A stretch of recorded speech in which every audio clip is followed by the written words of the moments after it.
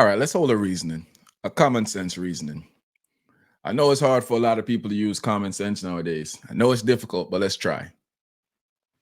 So the Privy Council could have let Vibes Cartel go scotch free.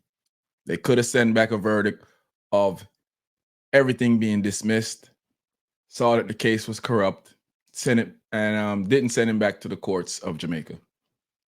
But the Privy Council decided to send Vibes Cartel back to his oppressors, the people that he deems corrupt.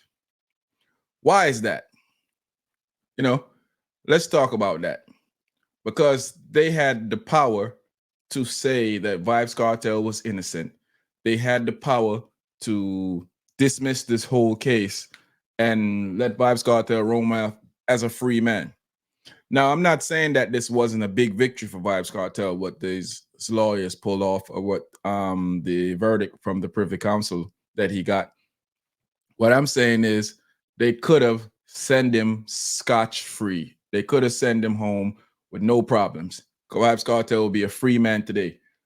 Paperwork done and everything done up, Vibes Cartel will be out of jail and be a free man, him and his cohorts. But they didn't do that. While listening to the Privy Council talk, both times, the first time when they was presenting the evidence, and the second time when they was giving the verdict, I've noticed that they dwelled on a situation of feeling like, and this is what the Privy Council is saying. This is not my opinion. I'm just making sense out of nonsense, I guess.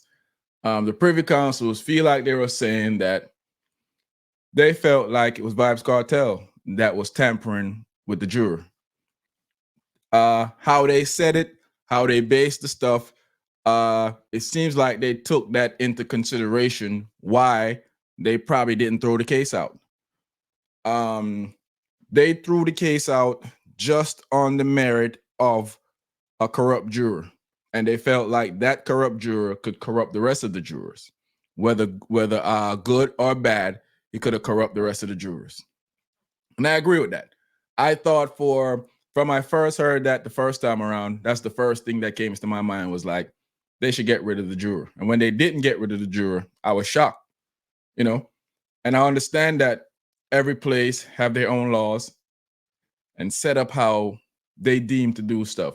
But I thought that was crazy. I thought that how could somebody be left on the jury when he's trying to corrupt the rest of the jury? I didn't thought that make any sense at all, because we would already know what his verdict would be swinging to, because he's trying to corrupt the rest of the verdict to go the way that he's swinging to. But anyway, looking into this deeper than just saying free Vibes Cartel or just saying the system is corrupt, these are people that supposedly have looked over all the evidence, looked into what's taking place, and saying to themselves, should Vibes Cartel be free, or should Vibes Cartel get a retrial, or whatever the sentiment was to them at the time.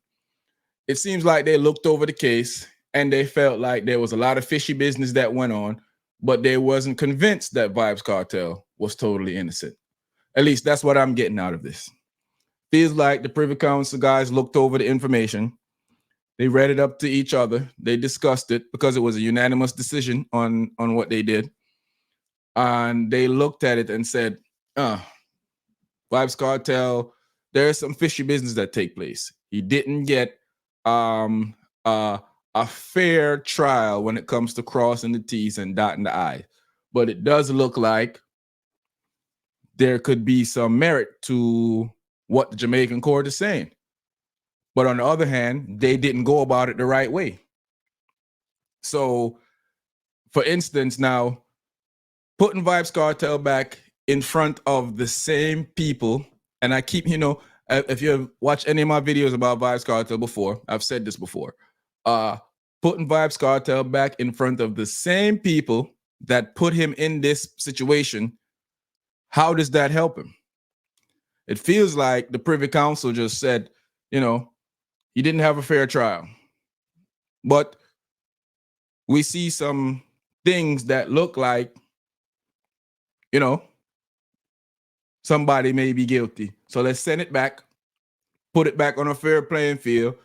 If the Jamaican government cross their T's and dot their I, or the Jamaican judicial system cross the T's and dot their I, this time they may have Vybz Kartel guilty verdict, and it sticks. That's how it looked like to me. You know, I don't know what you guys think, but just using my common sense, I realized that, and talking to people in law, and I know it's a different country, but just talking to people in law, just having communications with people that I know that are lawyers and judge, just having one-on-one conversation with them about the situation. And they don't know because they're American, so they wasn't privy to what's going on. They aren't up on my culture, but they are, you know, friends, and I know them from around the way. And sitting down and having a conversation with them, they all pretty much say the same thing. They're pretty much saying that if the Privy Council, which would be in America, is the Supreme Court, saw that there was so much discrepancy that this guy was perhaps innocent, they would have thrown the whole thing out. But instead, they only throw out the circumstances of which it seems like he didn't get a fair trial. Not that the trial shouldn't have happened, not that he's innocent, not that he is being set up, not that he's being prosecuted wrongfully, but he had an unfair trial, so we're gonna quash that. So we have to look at that as why? What does the Privy Council look at as evidence that we as normal people looking at, or the Gaza fans, or the cartel fans, or the free cartel people are looking at, that they looked at, that they see totally different from what you guys see, or from what we see, or from what everybody else see? Because they're looking at it from an aspect of, if the evidence was presented to them enough, that Vybz Kartel should have been freed. If the evidence was there for the Privy Council to see that this was a sham case, that this was a corrupt set of prosecutors, which some would say because the judge kept the juror on, that was corrupt, and I could agree with that. But when it goes to the rest of the evidence, that if you notice, the Privy Council didn't even divulge into that. They just stuck to this. This is the reason. The jury could have corrupted the rest of the jury. Move on. You know, we're going to kick it back to Jamaica. Y'all decide how y'all want to play it out. If y'all want to do a retrial, if y'all want to do it all over again, make sure you cross your T's and dot your I's this time. That's what it seems like that the Privy Council said to me. Seems like the Privy Council said to me, hey, you didn't cross your T's and you didn't dot your I's.